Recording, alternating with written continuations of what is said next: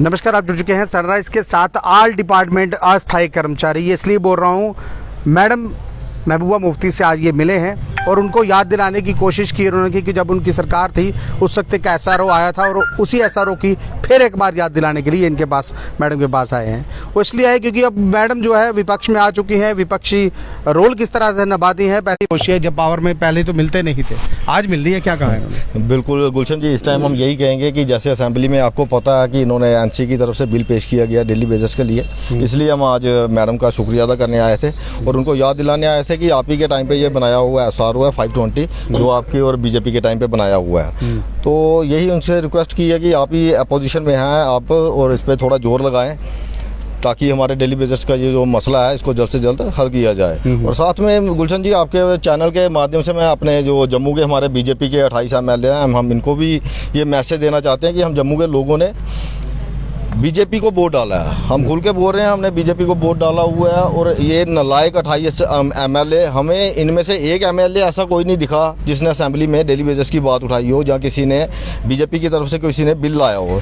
तो हम इनको भी सर बिल लाया, उन्होंने अपनी सैलरी बढ़ाने का मेज तब्दमा लिया। पहले गेट 1.5 लाख में थे, आए 3 लाख में वापस हैं। बिल्कुल गुलशन जी, अफसोस यही है कि अभी तक इनके अपने पेट नहीं भर रहे हैं, इनके अपने बच्चे नहीं पल रहे हैं 1.5 लाख में, इनका अभी अपना घर नहीं चल रहा है। तो इसलिए हम आपके चैनल के माध्यम से इनको भी थोड़ा सा हिलाना चाहते हैं कि आप लोग भी होश में आ जाओ, गलत फहमी में मत रहो। कब तक आप मोदी जी के नाम पे चलते रहोगे? ये सिलसिले बंद हो जाएंगे जल्दी, जैसे शुरू हुए थे ऐसे बंद भी हो जाएंगे। लोगों को परेशान करके रखा है आप लोगों ने, लोग अब उब चुके हैं आप लोगों से भी। अगर आप अभी भी होश में आते हो तो ठीक है, नहीं तो आगे आने वाले समय में आपको पता लग जाएगा। सही कहा किसी ने, आने वाले समय में ये फिर 28 से 7-8 पे आ जाएंगे। तो हम यही आज रिक्वेस्ट करने आए थे मैडम से कि आप जोर शोर से हमारा मुद्दा उठाएं कि ताकि अपोजिशन की भी हमें पूरी सपोर्ट मिले। सर मुझे ये बताइए, यहाँ पर जो कुछ हो रहा है, जिस हिसाब से मैडम अब आज सेशन ख़त्म हो जाएगा, 7 दिन का सेशन जो था वो बहस की भेंट चढ़ गया, कुछ नहीं हुआ उसमें। अस्थायी कर्मचारियों को नाप नक नहीं लिया और मौजूदा चीफ मिनिस्टर जो अपने मैनिफेस्टो में सब कुछ रखते थे, रिजेक्ट, सिर्फ सैलरी का बिल पास किया, बाकी आ गए वो। अब क्या कहेंगे जब यहाँ दरबार मूव होने वाला है, दरबार मूव भी शुरू होने वाला है, उस वक्त कोई बात करेंगे या कुछ करेंगे? बिल्कुल, पहले तो आपका शुक्रिया।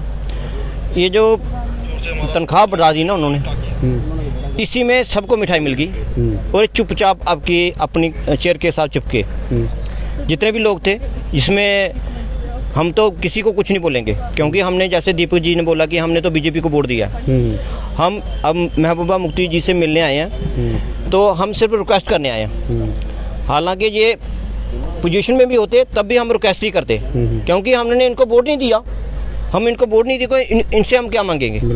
हम तो इनको रिक्वेस्ट करेंगे, हम तो बोलेंगे अपने लोगों को, हम तो बीजेपी वालों को बोलेंगे कि आपने हमारे बारे में, जब PDP कश्मीर की पार्टी है, वो 3-4 बंदे हैं वो, अगर उन्होंने बिल लाया है तो कम से कम उसकी सपोर्ट की जाती, कम से कम एक उनका प्रेशर बिल्ड होता और वो कुछ करने के लिए सोचते, ना कि विड्रॉ करते। नहीं, प्राइवेट बिल वाहिद परा ने जम्मू असेंबली में भी लाया था, उस वक्त भी इन्होंने उसको खू खाते में डाल दिया। इस बार लाया, इस बार वो CM ये कह रहे थे कि अभी कमेटी बनी हुई है। ये कौन सी कमेटी है फाइनेंस की जो निकलती नहीं है? सर हमने इतनी कमेटी देखी है ना, हम कमेटी देखने के चक्कर में नहीं, हमें खाना चाहिए, हम खाना मांग रहे हैं, हम कमेटियाँ नहीं मांग रहे। और जितनी हमारी तनख्वाह है ना, उसमें तो एक बंदे का खर्चा नहीं चलता। बिल्कुल 310 रुपये। हाँ, और आज दिहाड़ी में, माफ़ कीजिएगा आपको रोका, आज दिहाड़ी मजदूर 700 ले रहा है, आपको 300 रुपये दे रहे हैं। ये तो ह्यूमन राइट वायलेशन भी है, इंसानी मुद्दा था, कर देते पक्का। सुबह 8 बजे चढ़ते हैं लोग, शाम को ड्यूटी से उतरते हैं 10 बजे, और इतनी बुरी हालात हैं हमारे, ना हम छोड़ सकते हैं, ना आगे जा सकते हैं, ना पीछे जा सकते हैं, सिर्फ बैठ के देख सकते हैं। और प्रोटेस्ट भी करना हो, जो प्रोटेस्ट करना है ना, अब इतनी भी हिम्मत नहीं है हमारे में। लगातार कईयों को तो शुगर हो गई है, कईयों को कुछ हो गया, कोई मर गया, कोई नौकरी छोड़ के चला गया। तो डिप्रेशन से, देखिए अगर कोई बीमारी का कारण है तो वो सबसे बड़ी बात डिप्रेशन से आधे लोग जो है, आधी उम्र उनकी वैसे ही डिपार्टमेंट को दे दी, आधी आप बीमारियों में चली जाएगी। बिल्कुल सर, इन्होंने अपना, आप मुझे बताओ, जिनका 1.5 लाख में खर्चा नहीं चल रहा, उसने अपनी सैलरी 3 लाख कर दी।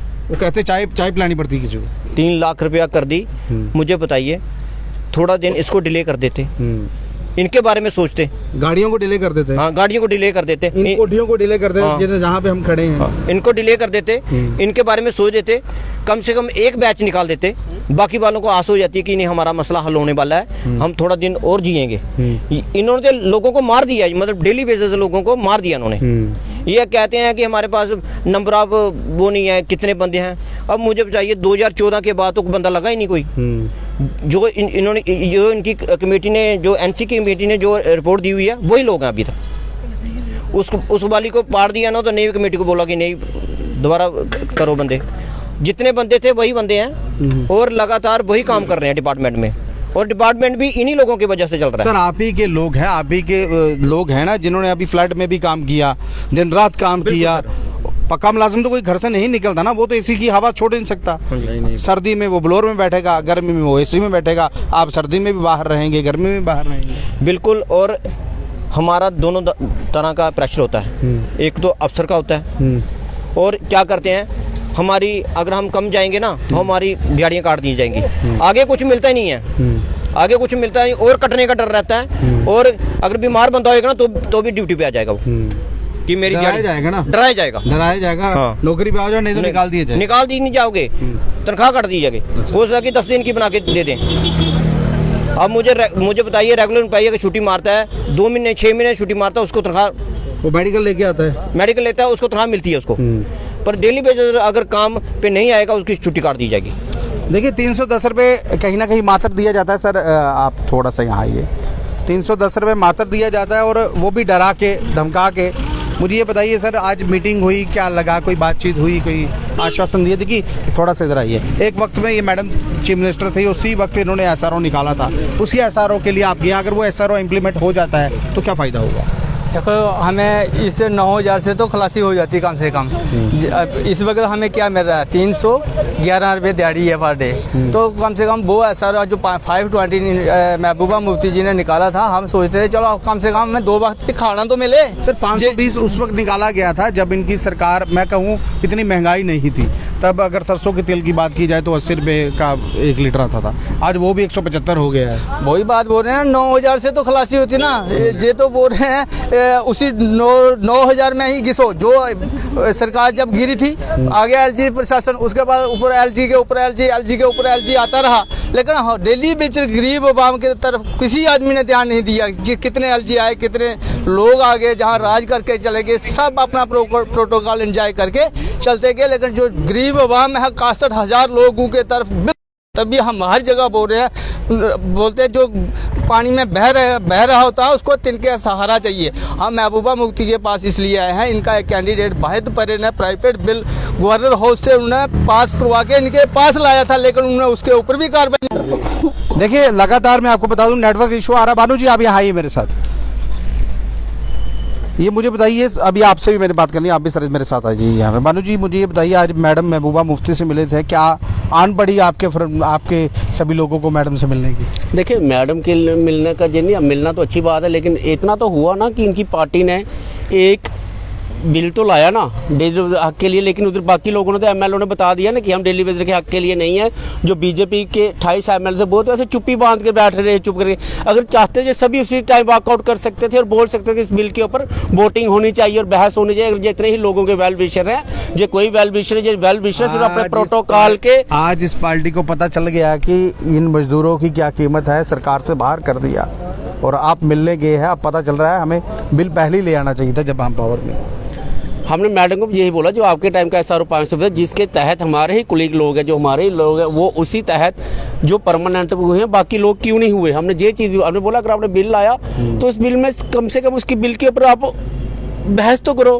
पार्टी सीधे एनसी नेशनल कॉन्फ्रेंस सीधे विथड्रॉ कर दिया, और जो 28 एमएलए थे वो एक बार नहीं बीजेपी के बोले, ना तो अदर्स बोले, कोई भी नहीं बोला, क्योंकि ये कोई भी वेल विशर नहीं है। जो लोग सोचते हैं ऐसे ही चले जाओ। बीजेपी के लिए तो खासकर मैं बोलना चाहता हूँ, अगर बीजेपी ने एक बार पहले भी एक कमेटी बनाई थी जिसमें श्यामलाल शर्मा जी थे, पैंथर क्या बोलते हैं मनकोटिया जी थे, ये सारे लोग थे उस टाइम भी। जम्मू में भी घूमे आल डिपार्टमेंट में, और उधर जाकर कश्मीर में जाकर भी जी आल उधर के लोगों से मिले थे कि ये हमारा मसला जो हल है, जब दिल्ली जाकर अमित शाह जी से करवाएंगे उधर, लेकिन नहीं, आपने देखा कि उन्होंने कुछ नहीं करवाया।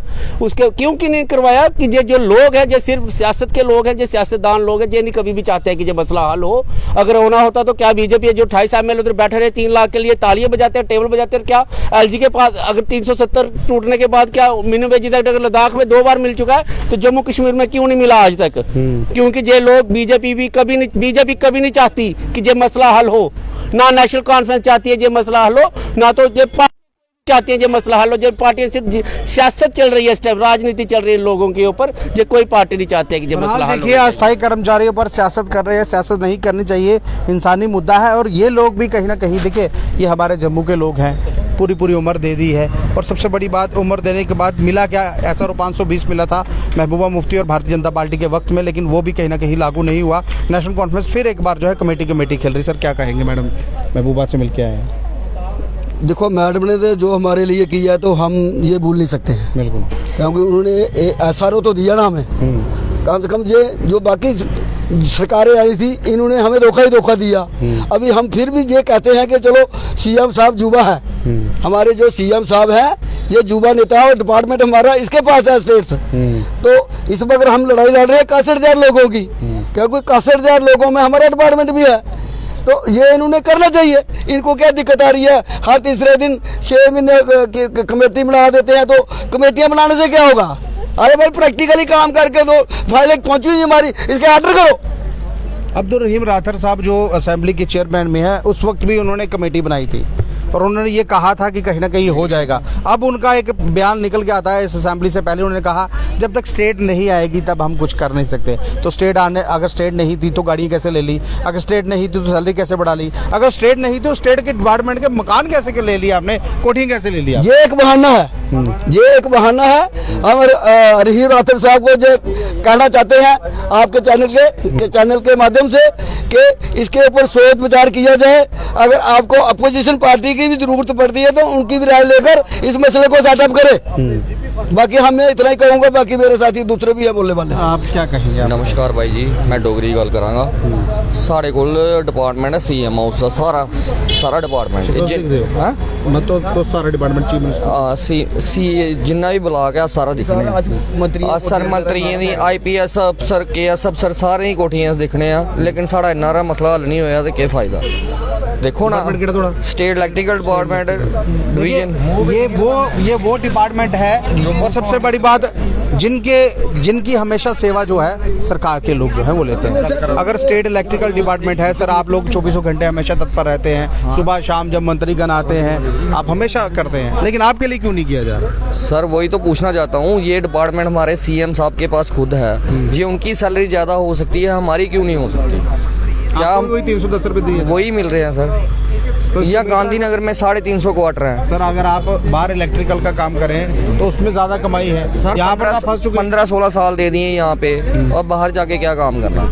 बिल्कुल, सबसे बड़ी बात प्रॉब्लम सबसे बड़ी यही है। मैंने पहले ही कहा ऑल डिपार्टमेंट यहाँ है सर। आप यहाँ आइए थोड़ा सा, मैं आपको पहले भी जानता हूँ। मुझे ये बताइए, आप भी इसी डिपार्टमेंट के साथ है, सभी लोग हैं, क्या कहेंगे? कुलचंद जी, बहुत बहुत धन्यवाद आपका कि आप समय समय पे हमारी टेलीविजनों की आवाज़ उठाते हैं और गवर्नमेंट तक पहुंचाते हैं। लेकिन आज हमें थोड़ा सा मौका मिला मुफ्ती मैडम से मिलने का, तो हम महबूब मुफ्ती से मौका मिला मिलने का। और इन्होंने जो बिल पास किया था वो किसी कारणवश प्राइवेट जो बिल था, तो हम यही उम्मीद करते हैं कि जो नेशनल कॉन्फ्रेंस सरकार है टेलीविजनों के और हमारे बारे में कुछ सोचे और टेलीविजन को पक्का करने की कोशिश करें। देखिए, नेशनल कॉन्फ्रेंस सरकार डेली वेजर अस्थायी कर्मचारियों के लिए कुछ सोचे। बहरहाल मैं आपको बता दूं, इन सब के अलग अलग जो कहा जाए गुट बन चुके हैं। गुट इसलिए बोलूँगा, माफ़ कीजिएगा, मैं शब्द यूज़ कर रहा हूँ। सबका अलग अलग फ्रंट की एक फ्रंट है, ये ऑल डिपार्टमेंट है, और सभी के सभी लोगों की डिमांड सिर्फ एक ही है। वो डिमांड है हमें पक्का किया जाए। देखिए, चाहे वो अलग अलग हों, लेकिन डिमांड एक ही है। सरकार को डिमांड पर नज़र रखनी चाहिए, ना कि गुटों पर। सरकार क्या करती है? डिवाइड एंड रूल की गेम खेलती है, एक से बात करती है, दूसरे को कहती है। और सबसे बड़ी बात, अस्थायी कर्मचारी वो PHE के लिए जल मंत्री ने ये कहा था कि हम आपको कुछ ना कुछ देंगे, वेजेस देंगे, आपका जो पेंडिंग है वो मिल जाएगा।